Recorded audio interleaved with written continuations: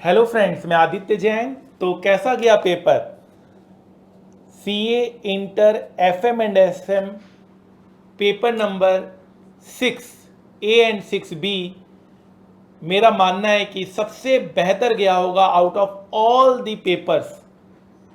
जी हाँ, फटाफट आप बताएं पेपर कैसा गया। मैं आप लोगों के मैसेजेस का बेसब्री से इंतज़ार कर रहा हूँ। हमेशा की तरह इस बार भी हम यह कह सकते हैं कि जो पढ़ाया वो आया। जी हाँ, जो पढ़ाया वो आया। हमने अपना बेंचमार्क वैसे बहुत हाई रखा हुआ था। पहले दिन से हमने हर एक चैप्टर में highest number of concepts cover किए, क्वेश्चंस कवर किए, हर तरह की वैरायटी हमने क्वेश्चंस कवर की। उससे हमारा मेंटली हम तैयार हो गए और हमें यह क्वेश्चन पेपर बहुत आसान लगा। आपके फीडबैक का मैं इंतजार करूंगा। जस्ट मैं एक ओवरव्यू आप लोगों को देना चाहता हूं और आप बताइएगा कहीं आपने छोटी मोटी गलती तो नहीं कर दी, सिली मिस्टेक तो नहीं कर दी। क्या आप इस पेपर में 100% मार्क्स लेकर आ रहे हो? तो प्लीज़ मुझे ज़रूर बताइएगा कि आपका पेपर कैसा गया। First question was of ratio analysis. ये रेशियो एनालिसिस का है और एमसीक्यूज हम लोग इवेलुएट नहीं कर पाएंगे क्योंकि एमसीक्यूज के क्वेश्चंस इशू नहीं किए जाते।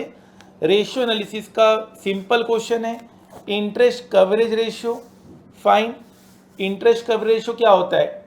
EBIT upon interest, gross profit ratio, gross profit upon sales. और करंट एसेट्स क्या होता है? करंट एसेट्स जो भी आएंगे उसे आप लिख दीजिएगा।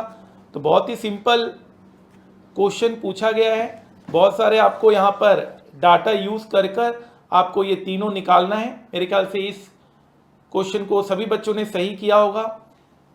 Second question is from leverage chapter, financial leverage, operating leverage, combined leverage. और यहाँ पर आपको ऑपरेटिंग लीवरेज और कंबाइंड लीवरेज के बारे में बोला हुआ है। और ये भी क्वेश्चन बिल्कुल सिंपल क्वेश्चन है, सिमिलर क्वेश्चन हम लोग ने क्लास में कवर किया है। और ये क्वेश्चन में मेरे हिसाब से लीवरेज का सभी बच्चों ने इसे सॉल्व कर दिया होगा। आगे देखते हैं। This question is from factoring. हम लोग अलग से एक फैक्टरिंग नाम का एक चैप्टर कराते हैं। फैक्टरिंग का अगेन ये सिंपल क्वेश्चन है, बहुत ही ज़्यादा सिंपल क्वेश्चन है फैक्टरिंग का। इस क्वेश्चन में भी मेरे हिसाब से कोई गलती नहीं हुई होगी। Out of which 2/5 is avoidable. मतलब अगर हम फैक्टर को अपॉइंट करेंगे तो 2/5, इसका 2/5 हम अवॉइड कर सकते हैं। बाकी के तो लगेंगे चाहे फैक्टर हो या ना हो, 2/5 को हम अवॉइड कर सकते हैं। तो administration cost saved, any saving is equal to inflow in finance. 2A question एक सिंपल क्वेश्चन है आपका कॉस्ट ऑफ कैपिटल का, जहां equity share capital, preference share capital, convertible debentures, retained earning और टर्म लोन का हम लोगों को निकालना है कॉस्ट। कॉस्ट ऑफ कैपिटल नाम का हमारा पूरा पूरा चैप्टर था। इससे सिंपल क्वेश्चन नहीं हो सकता। 2B एक आर्बिट्रेज का कॉन्सेप्ट था, जो फाइनल लेवल का कॉन्सेप्ट था, वो भी हमने क्लास में अपना कवर किया था। कैपिटल स्ट्रक्चर में हमने डिट्टो सेम क्वेश्चंस हमने कवर कराए हैं। आई होप कि कुछ बच्चे छोड़कर ये कॉन्सेप्ट जाते हैं। आई होप आप उनमें से नहीं हो जो ये कॉन्सेप्ट छोड़ के गए हों। हमने बहुत डिटेल में क्लास में इस कॉन्सेप्ट को कराया है और इसमें भी आपको 100% मार्क्स मिला होगा। और सबसे अच्छी बात है, किसी भी प्रैक्टिकल में थ्योरी अटैच नहीं है, तो बच्चा प्रैक्टिकल ही किया होगा, ये मेरा मानना है।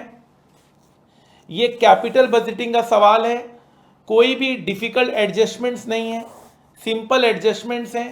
कॉस्ट ऑफ कैपिटल दिया हुआ है, टैक्स रेट दिया हुआ है, सिंपल एडजस्टमेंट्स हैं। यहाँ पर कोई भी बहुत डिफिकल्ट एडजस्टमेंट नहीं है। आप आराम से यहाँ पर नेट प्रेजेंट वैल्यू और प्रॉफिटेबिलिटी इंडेक्स आप निकाल सकते हैं और डिस्काउंटेड पेबैक पीरियड निकाल सकते हैं। रिप्लेसमेंट डिसीजन है।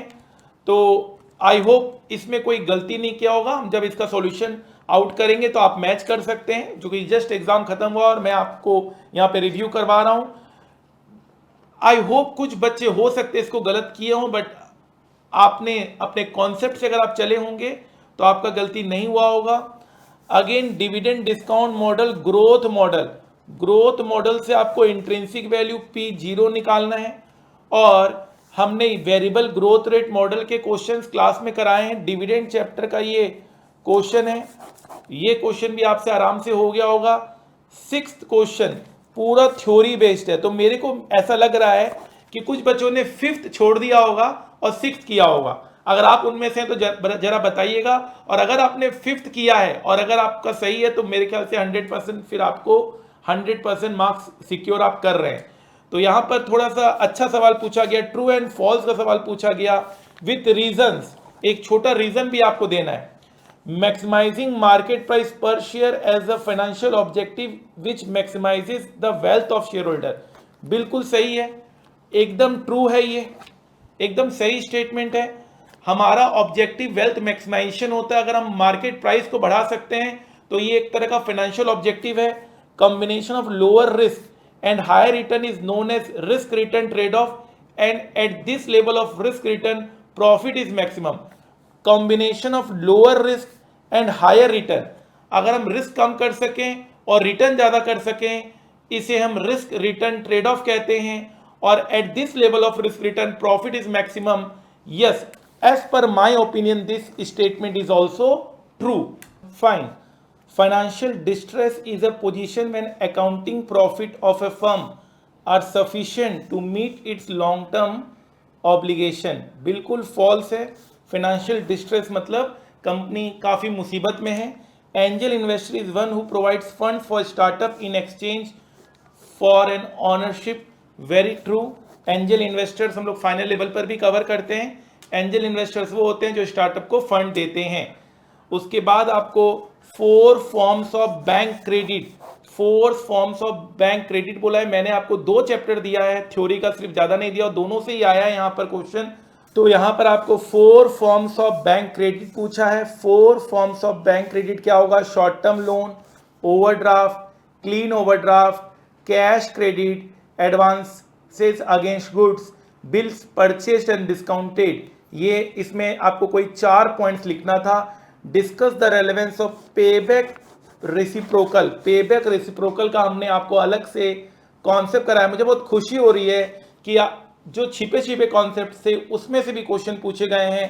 क्राउड फंडिंग डेफिनेटली ये आप अटेम्प्ट नहीं करेंगे, आप पेबैक पीरियड रेसिप्रोकल अटेम्प्ट करेंगे। क्राउड फंडिंग भी आपको मैंने यहाँ पर थ्योरी क्लास में यहाँ पर बताया है, क्राउड फंडिंग। तो यहाँ पर आप देख सकते हैं क्राउड फंडिंग के बारे में आपको यहाँ पर छोटा सा यहाँ पर डिस्क्रिप्शन दिया हुआ है, इसे आपको लिखना था। क्राउड फंडिंग क्या होता है? तो ठीक है, हमारा जैसे एक्सपेक्टेड था वैसे ही आया है। आपका 2 थ्योरी चैप्टर मैंने आपको इंपॉर्टेंट बताया था, अभी भी ग्रुप में पोस्ट है। आपका 2 थ्योरी चैप्टर इंपॉर्टेंट है, तो आप बताइए आपने कौन सा क्वेश्चन अटेम्प्ट किया है। फाइन। सेक्शन बी आपका एसएम का है, मेरे ख्याल से डायरेक्ट क्वेश्चंस आए। लिमिटेशंस आपको पॉइंट वाइज यहाँ पर लिखना है, और आई होप आपने एमसीक्यू सही किया होगा। और एक ऑप्शनल क्वेश्चंस होता है, तो आई डोंट नो आपने कौन सा इसमें चूज किया और कौन सा नहीं किया है, but I think overall paper was very very good. FM was a cakewalk as usual. अगर आपने मेरी क्लास की सारी बातें अच्छे से पढ़ी है, समझी है, तो मेरे ये एक्सपेक्टेशन है कि बहुत अच्छे मार्क्स आपके एफएम में आ रहे हैं, और एसएम से कंबाइन करते हुए आप इसमें 90+ तक भी सिक्योर कर सकते हैं। आप बताइएगा आपका पेपर कैसा गया।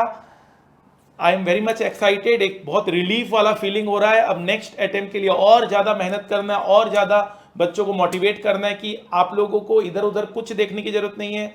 जैसा मैंने क्लास में आपको कॉन्सेप्चुअल तरीके से पढ़ाया, मैंने एक्चुअली बेंचमार्क बहुत हाई रख दिया है, और उसको आई थिंक इस पेपर ने उस बेंचमार्क तक भी नहीं पहुंचा है। और आप क्योंकि हाई लेवल ऑलरेडी सेट था, इसलिए आपको पेपर ये बहुत आसान लगा है। आपके व्यूज़ का मैं इंतजार करूंगा, और आप ग्रुप में ज्वाइन हो जाइए। अगर आप आगे आपका अटेम्प्ट आने वाला है तो मैं ग्रुप का यहाँ लिंक दे रहा हूँ, आप प्लीज़ ग्रुप में ज्वाइन हो जाइए, ताकि आपको सारा जो इंपॉर्टेंट नोट्स हैं, फॉर्मूला का बुक है, वो फ्री रिसोर्सेज है, आप प्लीज़ उसको रेफर कीजिए। थ्योरी बुक है, अब तो गारंटी हो गया कि उसी थ्योरी बुक से आगे भी एग्जाम में आएगा। और आपका एमसीक्यूज का एक बुक है, ये तीनों फ्री रिसोर्सेज है, इसको जरूर आप यूज़ करिए। बहुत ही अच्छा कॉन्फिडेंस लेवल आपका बढ़ेगा। बाकी आप क्लासेस भी देख सकते हैं। एक हमारा इंस्टेंट सक्सेस बैच है, जिसमें हम लोग बहुत कम टाइम में पूरा सिलेबस कंप्लीट करवाए हैं। अगर आप एक क्विक रिवीजन चाहते हैं पूरे सिलेबस का तो उसे भी आप देख सकते हैं। All the best. एंड आपने एग्जाम दिया है, अब आप आराम कीजिए, अब आप एंजॉय कीजिए, आपकी मेहनत रंग जरूर लाएगी और आप इस टाइम को मैक्सिमम यूटिलाइज कीजिए क्योंकि अब ये टाइम आपका है। आपने बहुत मेहनत की है, अब आप थोड़ा रिलैक्स करने का समय है। Thank you so much. और जो आगे आने वाले बच्चे हैं जिनका एग्जाम आने वाला है वो थोड़ा और सीरियस हो जाइए। कोई भी डिफिकल्ट नहीं है, जैसे मैंने क्लास में कराया वैसे आपको करना है। सारा आप जिम्मेदारी मेरे पे छोड़ दीजिए, आपको बस पढ़ना है। 20 ईयर्स 20 साल का एक्सपीरियंस है और उसके साथ मैं आपको गारंटी दे सकता हूं कि पास फेल की तो चिंता ही मत कीजिएगा, अच्छे मार्क्स और हाईएस्ट मार्क्स लाने की आप चिंता जरूर करिएगा और वो मैं आपको मुमकिन करके दिखाऊंगा। जस्ट आपको मेरे गाइडलाइंस को फॉलो करना है। Thank you so much.